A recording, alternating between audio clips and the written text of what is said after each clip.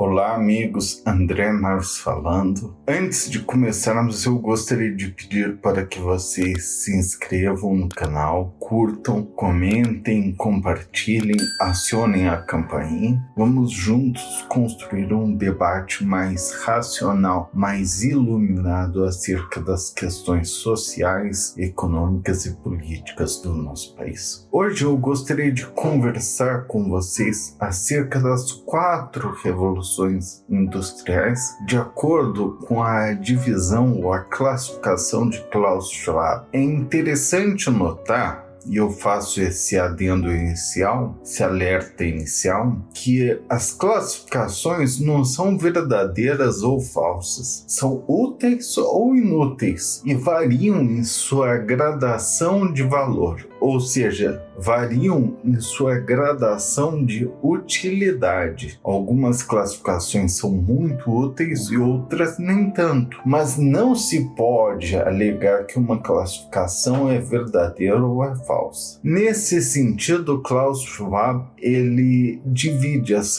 revoluções industriais do nosso mundo como a primeira tendo início por volta de 1780, que é aquela com as máquinas a vapor, o navio a vapor, ou seja, a dominância aquática, produtos mecânicos que começam a se desenvolver. A segunda ele põe por volta de 1870, que é a era da eletricidade, da produção em massa, da divisão do trabalho. Divisão inclusive internacional, em que há uma racionalização, uma compartimentação dos modos de se produzir. Uma terceira, ele destaca em torno de 1970, mais ou menos, que é a revolução em que estamos vivendo, já estamos no fim dessa, que é a revolução dos eletrônicos, da tecnologia da informação, da produção automatizada, em que o ser humano vai perdendo utilidade enquanto força motriz, mas vai ganhando utilidade enquanto essência, enquanto poder criativo e inovador, que nos leva a uma quarta revolução industrial, segundo Klaus Schwab, que está nascendo agora. É a revolução ciberfísica. O que é isso? Os aparelhos já existentes na terceira revolução industrial são adaptados e unidos à tecnologia. Então nós vemos, por exemplo, questões como inteligência artificial, produção mais rápida, comunicação em massa, utilização de dados. As possibilidades são inúmeras. E assim como as possibilidades são gigantescas, os modos de concretização e de desenvolvimento dessa quarta revolução industrial que está nascendo, ela está nas nossas mãos. Ela é, como dito, uma união, uma revolução com a união do mundo físico, o mundo digital, mas também com o mundo biológico. Isso que é o interessante. Nós teremos as máquinas físicas, as máquinas da força bruta, da utilização, mas também teremos a transmissão de dados, a comunicação, o aprendizado, a transmissibilidade do conhecimento e a comunicação muito mais rápida. Este é o mundo digital. Mas nós também teremos cada vez mais um aspecto biológico, ou seja, os ganhos dessa revolução industrial sendo utilizados de forma a orientar a evolução e o desenvolvimento humano, com justiça, com maior inclusão social e com maior preservação ambiental. E por que eu digo isso? É verdade que milhares de pessoas perderão o emprego, ou pelo menos perderão o emprego no primeiro momento, mas as possibilidades que surgirão daí, ou seja, a possibilidade de fortalecimento do colchão de proteção social, da inclusão social, de um incremento da educação, são gigantescas. Isso significa dizer que toda a nossa forma de produção está atravessando uma verdadeira revolução.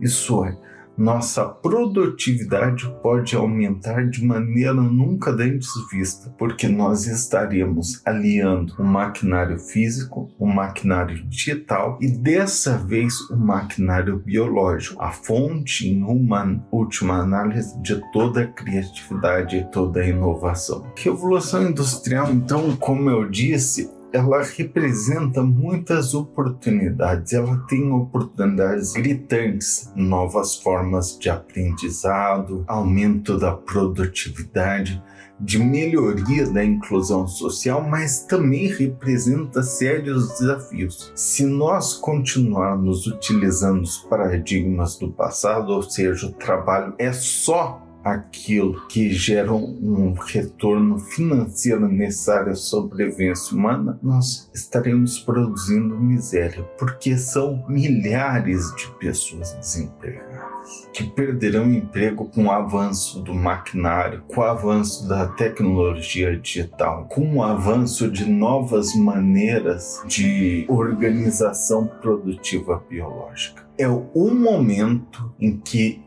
nós temos esses desafios de não deixar nossa sociedade, nosso tecido social colapsar, não deixar que o tecido social se esgarce, se rompa, diminuir as desigualdades sociais e aumentar o colchão de proteção social. Mas para que essas oportunidades sejam realizadas, nós temos de tomar escolhas. A verdade é que o controle dessa revolução industrial está nas mãos de nós, seres humanos, pessoas humanas, cidadãos, que devemos ser ativos e controlar politicamente os desígnios dessas inovações produtivas para que elas não gerem mais miséria, mais pobreza, mais desigualdade, mas que elas produzam ativamente seus frutos e que esses frutos consigam ser justamente distribuídos de forma a incluir as pessoas na nossa sociedade. Klaus Schwab, inclusive, costuma falar que estamos no auge de uma onda de descobertas ligadas à conectividade, robôs, drones, cidades inteligentes, inteligência artificial, pesquisa sobre o cérebro. Ou seja, a dominância sobre o conhecimento acerca da criatividade e da inovação humana são imensos, mas nós temos de pegar essa nova consciência moral, também se faz social, essa nova forma de interação humana com a natureza, em que os mundos físico, digital e biológico estão articulados nessa nova revolução industrial e precisamos proteger as pessoas que historicamente são marginalizadas, historicamente estão excluídas. E por que isso? Ao incluí-las, além de ser um reflexo da nova consciência moral que surge na sociedade, além de ser uma resposta aos desafios que surgem, essas pessoas que estão incluídas podem aumentar o gradiente de criatividade e de inovação na nossa sociedade. E por inovação, eu não quero dizer apenas inovações tecnológicas, mas inovações podem ser agrícolas, podem ser burocráticas, podem ser de processos, podem ser de comportamento, ou seja, há uma verdadeira democratização do conhecimento, da contribuição e da inovação. Toda a humanidade, toda pessoa humana poderá contribuir com a inovação social e deverá estar protegida por um colchão de proteção social. Dessa forma, nós, como seres humanos, estabeleceremos um controle sobre essa revolução industrial, de forma que ela não gere miséria, não gere pobreza, não gere desigualdade, não gere violência, não gere polarização do tecido social e destruição do tecido social. Nós temos o controle, enquanto seres humanos,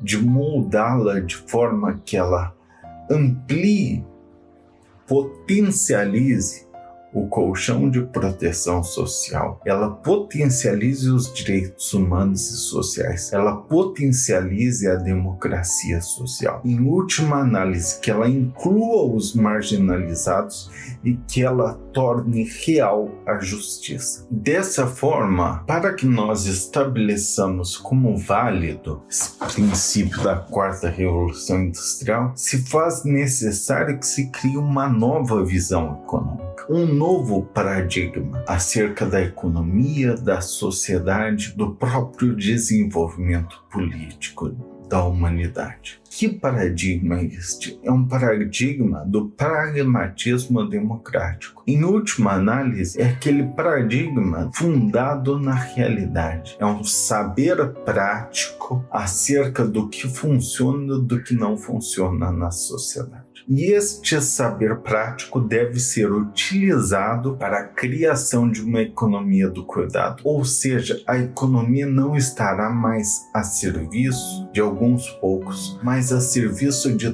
toda a sociedade, toda a humanidade. E ao incluir pessoas marginalizadas, pessoas historicamente excluídas, ao incluí-las no processo produtivo, no processo criativo, no processo inovador, nós teríamos uma fricção de diversidades. Cada pessoa tem sua experiência, cada personalidade tem sua identidade, seus saberes, seus conhecimentos e pode ativamente contribuir para a melhoria de pequenos aspectos sociais que podem nos levar a que a quarta revolução industrial construa no mundo uma época de bonança, uma época de pujança e de desenvolvimento. É lógico que cabe sempre lembrar que este paradigma, o novo paradigma, este paradigma da economia do cuidado, a economia voltada ao ser humano, voltada à humanidade, ele está no controle decisório de todos nós. Nós precisamos assumir o controle sobre os desígnios futuros. Como?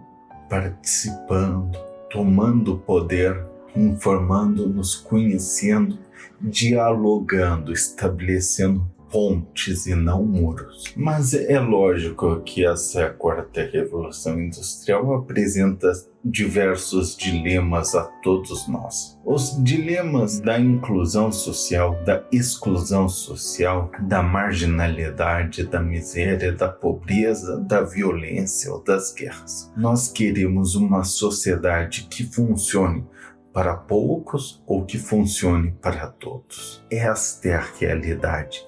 Esta é a pergunta que deve ser feita. A revolução industrial, ela é boa para quem? Só para poucos de nós ou para todos nós? O dilema não deve ser ao advento ou não da nova revolução, mas sim a distribuição de seus frutos e a reprodução de seus frutos de modo que todos possam contribuir e todos possam usufruir dos bens produzidos, sejam eles físicos, materiais, imateriais, digitais ou biológicos. Nesse sentido, nós precisamos de um novo paradigma, abandonar o individualismo que foi estimulado no mundo atual. Nós precisamos abandonar um individualismo que tem a ver com egoísmo, com consumismo, com materialismo e voltar a privilegiar a individualidade. O que é a individualidade? A individualidade é aquela parcela do nosso ser ou da nossa essência que tem a ver com nossa identidade, que tem a ver com a dignidade humana. O individualismo é, nesse sentido, a patologia, a doença da individualidade. E a individualidade tem seu aspecto gregário, seu aspecto social, seu aspecto de coletividade, porque nós sabemos que não somos ilhas, não estamos isolados do mundo. Uma decisão da nossa individualidade afeta toda uma gama amplíssima de individualidades. O dilema, então, é mudar este paradigma. Qual paradigma? O paradigma do consumismo, do materialismo, do individualismo.